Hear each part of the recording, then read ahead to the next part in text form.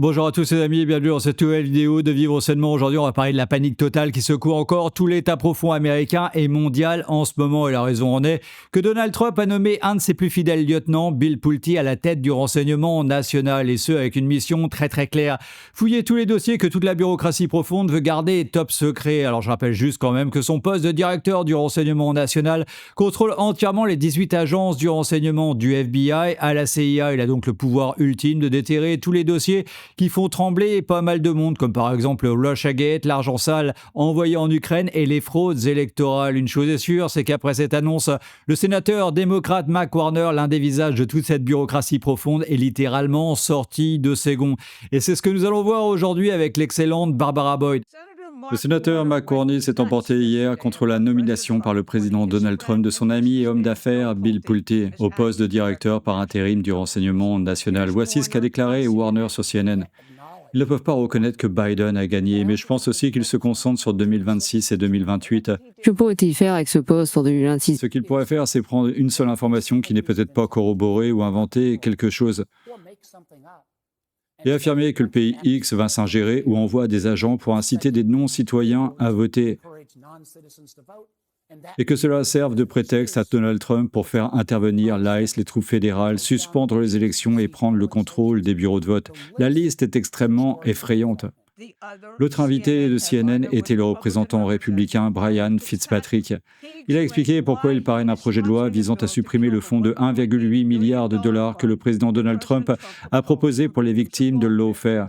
Le pouvoir exécutif ne dispose d'aucun budget propre. Chaque centime dont dispose chaque agence du pouvoir exécutif provient du Congrès. Telle est donc notre position. Les voix nécessaires ne sont pas là et ne le seront pas pour allouer un seul centime à ce fonds. Tom et moi avons travaillé ensemble sur plusieurs projets de loi que nous sommes prêts à présenter en séance plénière pour nous assurer, tout d'abord, que ce fonds en particulier soit supprimé. Vous avez peut-être entendu dire qu'il s'agit d'une campagne de vengeance menée par le président Donald Trump qui profère de fausses allégations de fraude électorale. Mais si vous ouvrez simplement les yeux et regardez autour de vous, vous verrez que les allégations du président sont toutes vraies. Donc on a pu voir ce Mac Warner totalement s'étrangler avec des propos aussi désespérés que vides de tout sens. Et au final, c'est clairement un aveu déguisé, car lui et le représentant républicain se traitent de Brian Fitzpatrick. Eh bien, tous les deux, il veut faire disparaître rapidement un fonds très précis, un fonds qui aurait pu éventuellement, très probablement, servir de potentielle caisse noire pour financer le fameux dossier Steele, c'est-à-dire le faux rapport utilisé pour espionner la campagne de Donald Trump. Et clairement, tout leur empressement à vouloir supprimer ce fonds de toute urgence avant que Bill Pulte ne mette le nez dedans, et je pense un signal très clair. Et pour bien en mesurer toute la gravité, il faut remonter tout le fil du sabotage. Regardez. La semaine dernière, la Chambre des représentants a voté l'octroi de milliards de dollars supplémentaires pour financer la guerre de l'Ukraine contre la Russie, ce à quoi s'oppose la Maison-Blanche. Et il semble qu'ils préfèrent cette guerre puisqu'ils ont également voté le retrait des troupes du Moyen-Orient jusqu'à ce que Donald Trump obtienne leur accord.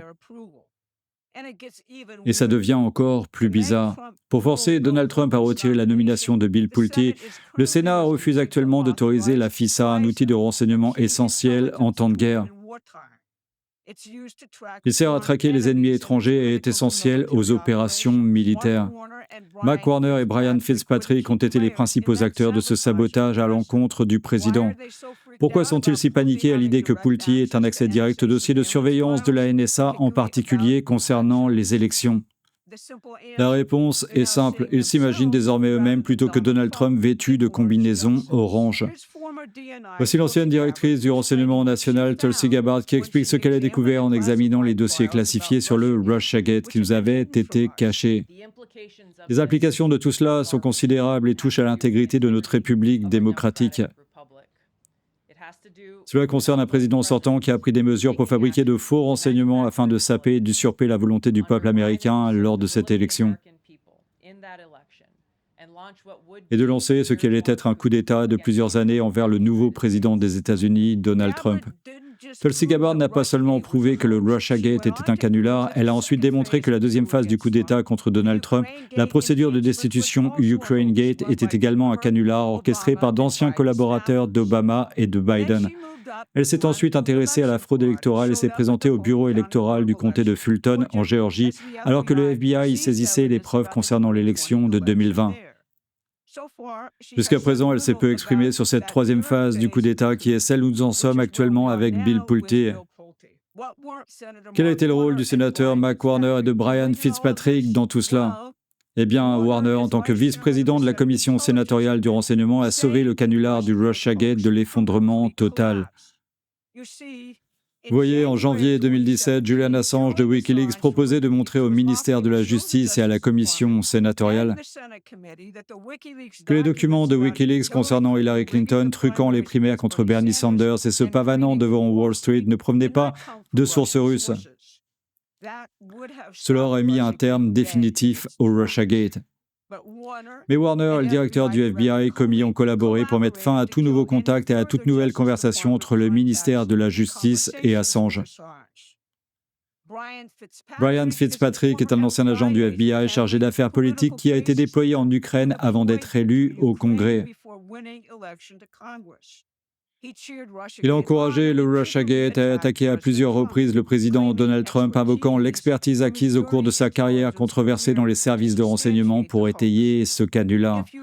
Si vous examinez chaque phase du coup d'État documenté par Tulsi Gabbard, vous verrez que Warner et Fitzpatrick ont joué un rôle clé dans la mobilisation de l'opinion publique contre le président.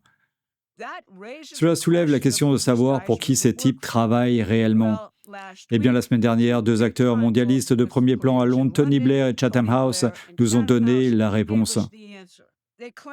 Ils ont affirmé que Donald Trump était sur le point de négocier un cessez-le-feu précipité dans la guerre en Ukraine, ce qui profiterait à Poutine. Tony Blair a déclaré que la guerre en Ukraine ne pouvait être gagnée sans que les États-Unis ne se rangent du côté de Londres.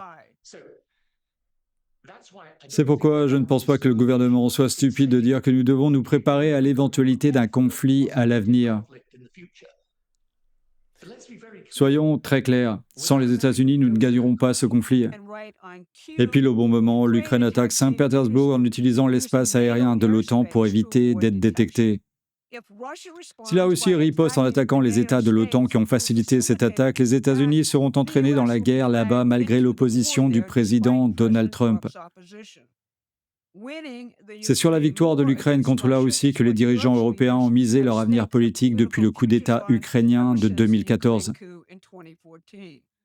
Brian Fitzpatrick était certainement au courant de tout cela lorsqu'il a mené la nouvelle offensive à la Chambre des représentants pour financer la guerre en Ukraine et retirer les troupes américaines du Moyen-Orient alors même que le président est en train de gagner la guerre.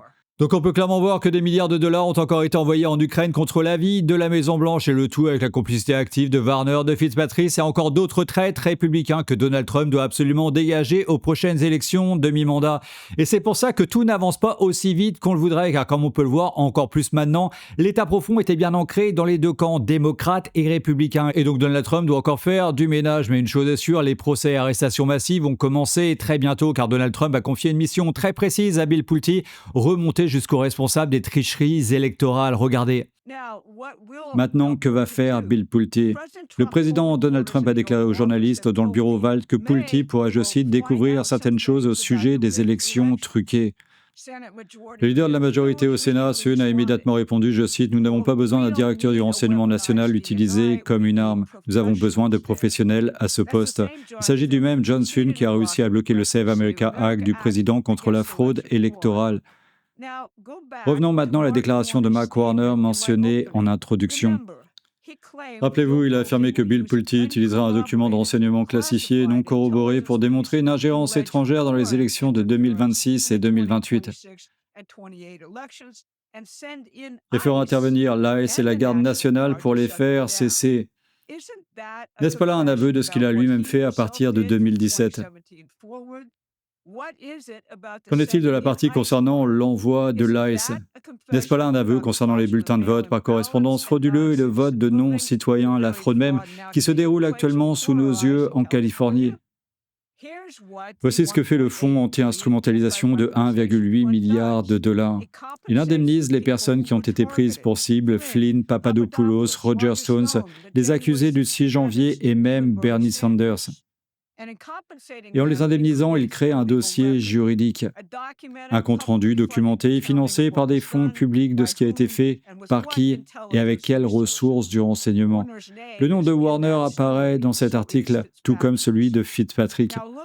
Maintenant, regardez un instant la course au Sénat en mai. Fox News s'en donne à cœur joie avec le démocrate Graham Plattner, son tatouage nazi, ses prétendues agressions sur ses petites amies, ses sextos sur un site de prédateurs. Tout cela est typique des informations que les démocrates mettent actuellement en avant. Mais de qui est cette enquête d'opposition? La sénatrice Susan Collins. Collins a voté pour la condamnation de Donald Trump après le 6 janvier. Elle a refusé de le soutenir en 2024. La semaine dernière, elle a voté contre le Save America Act. Vous voyez donc que la réprimande de Donald Trump à l'encontre de ces personnes ne vise pas les voix les plus bruyantes de la salle, ni les plus folles. Il s'agit de ceux qui prétendent être les adultes de la salle, les modérés qui travaillent depuis des années avec les médias pour maintenir en vie le coup d'État contre ce président et ses partisans.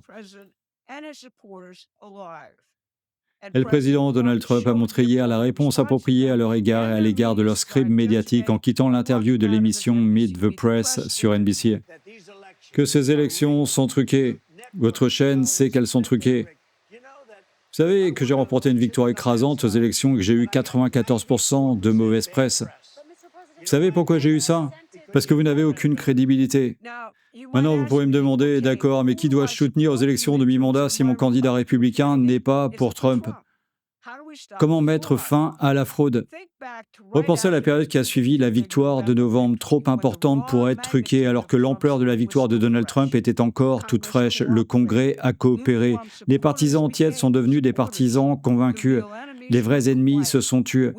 Nous devons reproduire cela en novembre avec une participation massive, un vote en faveur de Trump trop important pour être truqué, même si son nom ne figure pas sur le bulletin de vote. Nous devons faire comprendre clairement aux Susan Collins de ce monde que ce vote est pour Donald Trump, qu'elles doivent leur siège à Donald Trump. Alors bon, perso, je pense qu'il va gagner très facilement parce que Bill Pulte va sortir toutes les preuves de ces élections truquées que Tulsi Gabbard lui a déjà préparées. Et à mon avis, toutes ces élections seront rendues publiques 2 à 3 mois avant les élections pour avoir encore plus d'impact sur le peuple américain et pour forcer, bien entendu, la carte d'identité obligatoire pour le vote électoral, car pour l'instant, l'adoption de cette carte d'identité obligatoire est déjà passée à la Chambre des représentants, mais le Sénat est en train de bloquer son adoption. Et je pense que si le Sénat continue toujours dans cette optique, Donald Trump fera passer cette loi par la Cour suprême. Il faut aussi savoir que Donald Trump a fait renvoyer chez eux énormément de migrants que les démocrates utilisaient pour voter illégalement dans les centres de vote. Et c'est pour ça que les démocrates ne veulent pas de carte d'identité pour le vote. C'est bien sûr pour tricher massivement. Et aussi pour les migrants qui restent, je pense qu'ils ne viendront pas voter, car comme vous l'avez entendu, la police de l'immigration, ICE, sera partout dans tous les centres de vote. Donc Donald Trump devrait, selon moi, remporter toutes ces élections de mi-mandat haut la main. Et je pense aussi qu'elles seront également précédées du fameux Octobre rouge avec les premières arrestations majeures qui pourraient enfin se produire. Le temps nous le dira très bientôt. Voilà, c'est terminé pour aujourd'hui. Alors sans aucune transition, je vais ouvrir une petite parenthèse. Si vous aimez mes vidéos, sachez que tout ce travail me prend énormément de temps et de recherche. Et YouTube ne me paye presque rien sur mon type de contenu. C'est donc grâce à vous, via Tipeee, que je peux toujours continuer à creuser tous ces sujets sans absolument aucune censure de ma part. Et même 1 euro par mois, ça m'aide vraiment beaucoup. Ça me permet de payer tout le matériel, les logiciels et tout le temps nécessaire que je passe pour créer ces vidéos. Merci à tous ceux qui me soutiennent déjà. Vous êtes vraiment la raison pour laquelle cette chaîne peut rester totalement libre et indépendante. Voilà, cette vidéo se termine. Je vous aime très très fort les amis. Ensemble, on va tous y arriver. Si vous avez tous aimé cette vidéo, partagez-la sur tous vos réseaux sociaux. Cliquez sur j'aime, la cloche et s'abonner qui sont juste en dessous. Et à très bientôt pour une prochaine capsule sur Vivre Sainement.